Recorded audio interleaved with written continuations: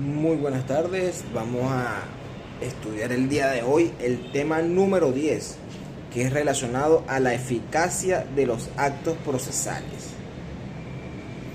Validez y eficacia de los actos procesales, nulidad y admisibilidad de los actos procesales, extensión de la eficacia de los actos, duración de la eficacia y remedio contra la validez de los actos procesales. La nulidad procesal. ¿En qué consiste la nulidad procesal? Palabras más, palabras menos. La nulidad procesal consiste en la esencia, en la desviación del acto realizado por el sujeto del modelo fijado por la ley. También lo definen como la ineficacia de los actos realizados con violación o apartamiento de las formas o requisitos señalados para la validez de los mismos. En nuestro derecho procesal civil, la nulidad procesal puede definirse como el vicio que hace nulo un acto de procedimiento en los casos expresamente determinados por la ley o cuando haya dejado de llenarse en el acto alguna formalidad esencial a su validez. Esta se encuentra regido por nuestro Código de Procedimiento Civil. Ahora bien, vamos con los sistemas de nulidad procesal.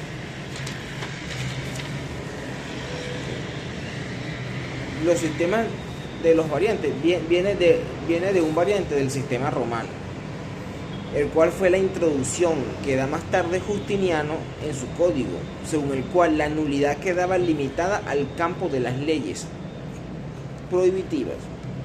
Alcina convertía el proceso en un acto solemne y sacramental. En el sistema francés, las nulidades eran combinatorias, esto es, los jueces tenían el poder de rechazarlas o admitirlas según su apreciación de las circunstancias, el cual se basa el aucune nullité, nes combinatoire, según el cual las nulidades no son combinatorias y por lo tanto no están abandonadas a la apreciación de los jueces, y pas de nullité sans texte, según el cual no hay nulidad sino una disposición legal que la establezca. Entonces comenzó así la jurisprudencia en distinguir entre formalidades esenciales y no esenciales. Ahora vámonos con el Código Italiano, el cual adoptó la fórmula francesa, el cual no puede pronunciarse la nulidad de algún acto de citación o de otro acto de procedimiento si la nulidad no está declarada en la ley. Andrioli manifestó entre la forma y el fin del acto. Tiene mayor trascendencia en el sistema de nulidades procesales. Entonces, bueno, ahora vámonos con las nulidades procesales en el sistema venezolano. Nuestro Código de Procedimiento Civil, ¿verdad?, sigue el modelo del Código Italiano, el cual el artículo 206 del Código de Procedimiento Civil te habla de la reposición de la causa. Conforme a tal disposición legal, solo en dos casos se podrá declarar la nulidad de un acto procesal. Primero, cuando la nulidad haya sido establecida expresamente por la ley. Y segundo, cuando haya dejado de cumplirse en el acto alguna formalidad esencial a su validez.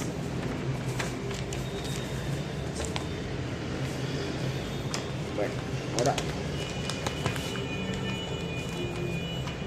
en el primer caso, los jueces no tienen la facultad de apreciación acerca del vicio que afecta al acto y debe declarar sin más la nulidad expresamente consagrada en la ley. En el segundo, el juez ha de apreciar si la forma o requisitos omitidos en el acto es o no es esencial para su validez. En variados casos, la ley sanciona expresamente la nulidad. Ejemplo, lo actuado en el juicio sin haberse llenado la formalidad necesaria de la citación del demandado para la litis contestación. Es nulo la sentencia que no llene los requisitos que indica el artículo 243 del Código de Procedimiento Civil. No ha admitido la apelación o la admitió en el solo efecto devolutivo. Estamos en presencia de nulidades textuales. sancionados expresamente por la ley. Característica de este sistema de nulidades de actos procesales en el sistema venezolano. Tenemos primero, consagra las nulidades textuales y nulidades virtuales o esenciales. Segundo, la falta de una forma esencial al acto da lugar a la nulidad del mismo. Tercero, la nulidad de los actos procesales está limitada solamente a la inobservancia de las formas esenciales y no se entiende a otras causas. En tal sentido, deja fuera de la disciplina positiva los vicios de sustancia, error, dolo, violencia, incapacidad, defecto de legitimación, etcétera. Los presupuestos, los elementos y las circunstancias del acto de los presupuestos se refieren a lo que debe existir antes del acto. En la persona que actúa o en las cosas sobre el cual se actúa la capacidad, la legitimación y la idoneidad.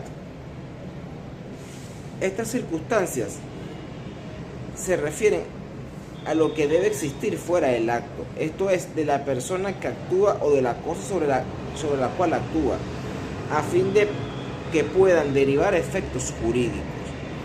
El lugar, el tiempo o la condición, la falta de estos requisitos afectará la validez del acto, lo mismo que el acto en sentido jurídico general.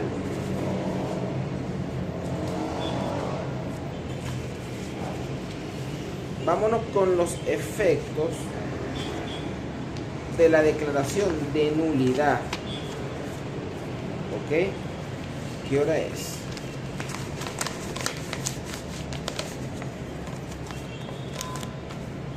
Efectos de la declaración de nulidad.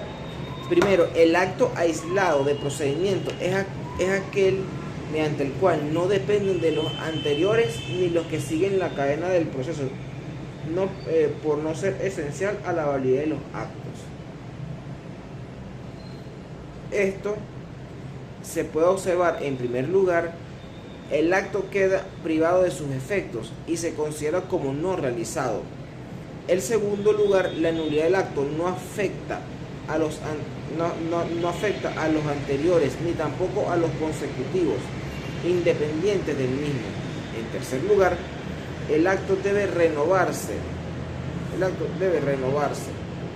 Lo que significa repetir o hacer ex novo el acto declarado nulo y no simplemente su reparación o rectificación. Porque reparar o rectificar significa corregir, completar algo defectuoso o irregular, pero que no es nulo sin necesidad de rehacerlo o renovarlo completamente, o renovarlo completamente. Ejemplo, la corrección o rectificación. Corrección o rectificación que puede hacer el juez a solicitud de parte de las omisiones, errores de copia, cálculos numéricos u otros que aparezcan semejantes, conforme a lo establecido en el artículo 252 del Código de Procedimiento Civil. Este artículo 252 es el artículo establecido lo que es la aclaratoria de la sentencia. B. Nulidad de los actos consecutivos a un acto y rito. Se produce cuando este por disposición de la ley sea esencial a la validez de aquellos, o cuando la misma ley preceptúa especialmente tal nulidad. En estos casos se produce la llamada reposición de la causa, esto es, la restitución del proceso al estado correspondiente al punto de partida de la nulidad, anulándose todo lo actuado desde aquel momento. Y C, por los particulares efectos que produce la nulidad de los actos consecutivos a un acto y rito, y por la trascendencia que tiene la reposición en la economía del proceso, tenemos entonces, en primer lugar, la reposición de la causa no es un fin en sí mismo, sino un medio de corregir un vicio procesal declarado o solicitado, cuando no puede subsanarse de otro modo. En segundo lugar, se corrige la violación de ley que se produzca un vicio procesal y no la violación de preceptos legales. Y en tercer lugar, no puede tener por objeto subsanar desaciertos de las partes, sino corregir vicios procesales. Tenemos la nulidad de la sentencia apelada. En referencia a la nulidad de la sentencia apelada, tenemos que el Tribunal Superior, que conoce en grado de la causa, puede decretar la reposición de la causa o puede decretar la nulidad del mismo de un acto ocurrido en la primera instancia inferior.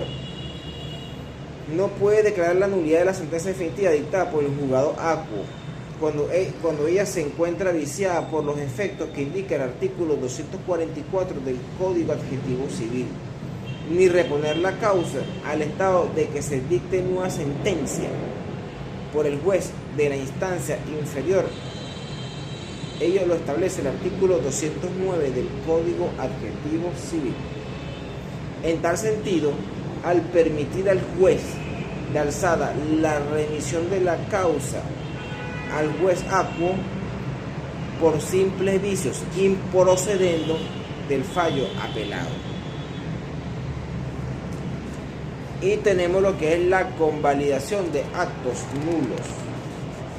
La convalidación de actos nulos. Para que un acto del procedimiento pueda ser declarado nulo, no basta que adolezca de un vicio sustancial que le impida alcanzar su fin, sino que es necesario además que la nulidad que no haya sido convalidada o subsanada por la parte que podría solicitar la nulidad del acto. Entre la convalidación y la invalidación del acto, Carneluti manifiesta expresamente que existe una estrecha relación desde el punto de vista de la legitimación, porque está legitimado para invalidar un acto y quien está legitimado para convalidarlo, y viceversa. La convalidación es la subsanación de los vicios del acto, ya sea por la voluntad expresa o tácita de la parte que podría invalidarlo, o por el transcurso del tiempo o por cosa juzgada. El género de la subsanación del acto procesal distinguen dentro de esta la subsanación por renovación y la subsanación por convalidación, así como la subsanación por enmienda. B. En nuestro derecho, el principio general es que la nulidad de los actos procesales puede subsanarse con el consentimiento de los litigantes, salvo que se trate de quebrantamiento de leyes de orden público, conforme a la instalación del artículo 212 del Código Adjetivo Civil. En tal sentido, el perjudicado por tales actos guarda silencio y ejecuta otros en virtud y como consecuencia del que puede haber arguido la nulidad. Lógico es ver en estos actos posteriores de la parte lo más elocuente, la renuncia del derecho de atacar el acto nulo y en consecuencia una convalidación tácita del mismo. C. Se produce por el transcurso del tiempo, lo que ocurre en nuestro derecho cuando el vicio debe alegarse en un tiempo determinado y éste se agota sin que la parte contra quien obra haga valer la nulidad. D.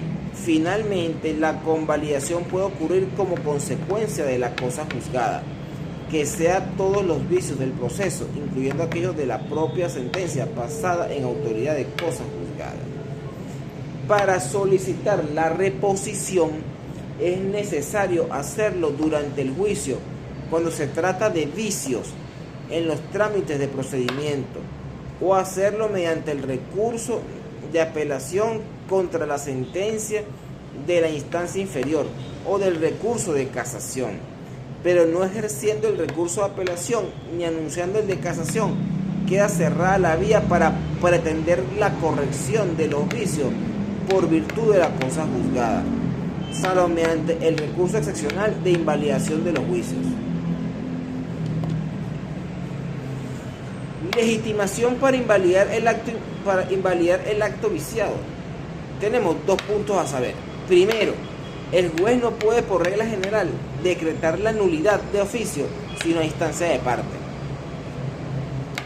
Y B, las excepciones a la regla que se viene comentando la establece la disposición del artículo 212 en los siguientes casos. En primer lugar, cuando se trate de quebrantamiento de leyes de orden público. En segundo lugar, cuando la parte contra quien obra la falta no se la hubiere citado para el juicio o para su continuación. Y en tercer lugar, cuando dicha parte no hubiere concurrido al proceso y no pudiese ella pedir la nulidad. Entonces, aquí damos por concluida la clase del tema número 10. Muchas gracias por su atención.